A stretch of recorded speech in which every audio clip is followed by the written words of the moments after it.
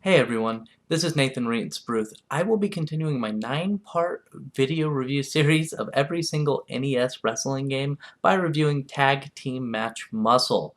That's kind of a mouthful to say. It's actually a game that's based off a manga and anime called Kinnikuman. I love it, honestly. I love the anime. I haven't read much of the manga. I do know it from the main TV show that was on in the early 2000s called Ultimate Muscle, and it aired on Fox. It was an awesome show, and I loved it, even if it was really goofy. Big bad boys from outer space. Get a body slam, the human race.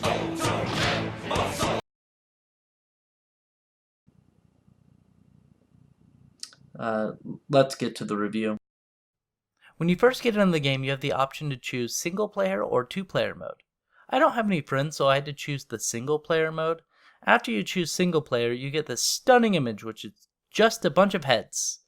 There are no names or list of their abilities, but you can look at them in the manual unless you don't have a manual, in which case you have no clue of who these characters are, or what their finishing moves are. As stated in the game title, it is a tag team match, so you have to pick 2 characters you want to play as and start the arcade mode basically. The characters you get to choose from are as follows. Muscle Man, who uses the finisher of Muscle Driver. This is seen in Ultimate Muscle looking like this. However, in the game it looks like this. Robin Mask uses the finisher of Tower Bridge. Ashra Man uses Ashra Buster. I have no idea if I said that right. Terry Man has the finisher of Bulldogging Headlock. Geronimo uses the finisher of Tomahawk Technique. Originally, Geronimo was named Brocken Jr. with the finisher of Nazi Gas Attack, which is the best name ever for a wrestling move, if I do say so myself.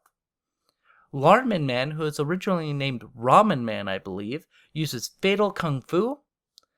Buffalo Man uses Hurricane Mixer, and Wars Man uses Bear Claws. There are 3 different arenas you can wrestle in as well. Number 1 is the normal arena. Basically, it's just normal, what you've seen here so far. Number 2 is the NES Ice Level, where you slide around, but the game doesn't really change much. And then there's the electricity level, which obviously was meant to cause seizures. I mean, just look at it! The gimmick of this level is that if you hit your opponent into the ropes, they get shocked and take extra damage. However, you can take extra damage as well if you get into the ropes. The first thing that you notice when you start a match is that there's no music. None. There are sound effects, but there's absolutely no music in the game except for at the introduction screen. I mean, come on, guys. Even Pro Wrestling had a pretty decent jingle.